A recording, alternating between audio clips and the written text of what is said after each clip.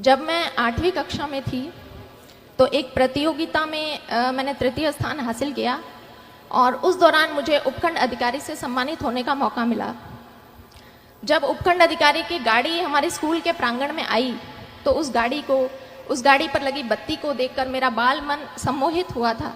लेकिन जैसा कि बाल मन होता है, कुछ घंटों कुछ दिनों में वो जो मेरी यादें थी वो धूमिल हो गई।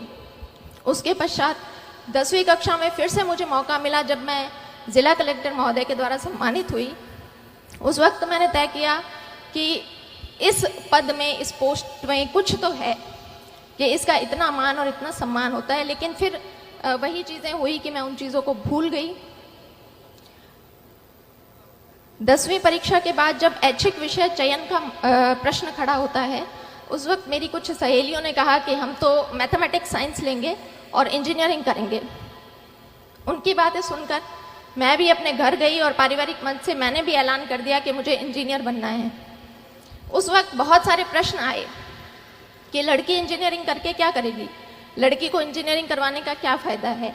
लेकिन वहाँ मैं धन्यवाद देना चाहूँगी अपने पिता को, जो ढाल बनकर मेरे सामने खड़े रहे और मेरे इस निर्णय का पूरा उन्होंने सम्मान किया और मुझे इंजीनियरिंग की पढ़ाई पूरी करवाई। इंजीनियरिंग की पढ़ाई 4 साल पूरी करने के बाद मैं फिर से एक ऐसे बिंदु पर खड़ी थी जहाँ से बहुत सारे रास्ते निकल रहे थे और उन रास्तों में से मुझे किसी एक रास्ते का चयन करना था। कोई विशेष गाइडेंस, मार्गदर्शन तो मेरे पास नहीं था, लेकिन परिवारजनों से विचार विमर्श किया और तय किया कि बैंक की काफ़ी भर्तियां खुली हुई है और मुझे बैंक का एग्ज़ाम देना चाहिए। इस एग्ज़ाम तैयारी के दौर में कास्ट सर्टिफिकेट के लिए मुझे फिर से उपखंड अधिकारी के कार्यालय में जाने का मौका मिला। उस दिन उनके कार्यालय के बाहर भीड़ को देखकर फिर से एक बार मुझे लगा कि इस पोस्ट के लिए मैं ट्राई कर सकती हूँ। घर आकर मैंने दबी आवाज़ में अपने पिता से पूछा कि उपखंड अधिकारी बनने के लिए मुझे क्या करना होगा।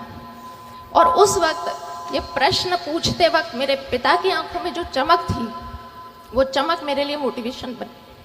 बाद में पता चला कि मेरे पिताजी ने भी अपनी युवावस्था में इन परीक्षाओं की तैयारी की थी, लेकिन वो सफल नहीं हो पाए। तो मैंने तय कर लिया कि मुझे इस परीक्षा को देना है और इसमें सफल भी होना है। तो इसी तरह से आप भी अपना सेल्फ मोटिवेशन देखें, कौन सी ऐसी चीज़ है जो आपको अपनी जर्नी के दौरान मोटिवेटेड रख सकती है। मैंने आरएस 2013 की परीक्षा दी, उसमें मेरी 77वीं रैंक से चयन हुआ। लेकिन चूंकि आरएस के पद कम थे, इसलिए मुझे राजस्थान लेखा सेवा अलॉट हुई। मैंने दोबारा प्रयास किया और 2016 में मुझे प्रॉपर आरएस मिला।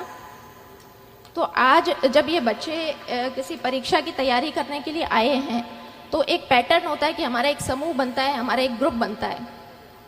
मैं आप सभी लोगों से अनुरोध करूंगी कि अपने उस ग्रुप का चयन बहुत सोच समझ कर करें। जब मैंने प्रारंभिक परीक्षा अपने घर से तैयारी करके पास की, मेंस के लिए मैं जयपुर गई। वहाँ पर शुरुआती दिनों में कुछ मेरे ऐसे दोस्त थे जिनका हर वक्त यही कहना होता था कि भर्ती तो सिर्फ 700 पदों पर निकली है, हमारा नंबर कहाँ आएगा। हमसे पहले भी बहुत से बच्चे हैं जो तैयारी कर रहे हैं, हमारा नंबर कहाँ आएगा। तो मैं भी उन शुरुआती दिनों में काफ़ी नेगेटिविटी से घिर गई थी। फिर मैंने तय किया कि जब परीक्षा तो देनी ही है तो क्यों ना अपना समूह बदल लिया जाए। फिर मैंने 2 ऐसी लड़कियों का चुनाव किया जो मेरे ही बैकग्राउंड से थी। हमारा बस एक ही डिस्कशन रहता था कि भर्ती तो सैकड़ों पदों पर निकली है, हमें तो सिर्फ एक पद चाहिए। और आज हम तीनों लड़कियां आरएस अधिकारी हैं और वो जो ग्रुप जो नेगेटिविटी की बातें करते थे वो आज भी आरएस की परीक्षा दे रहे हैं। इसलिए आप पॉजिटिविटी बनाकर रखें।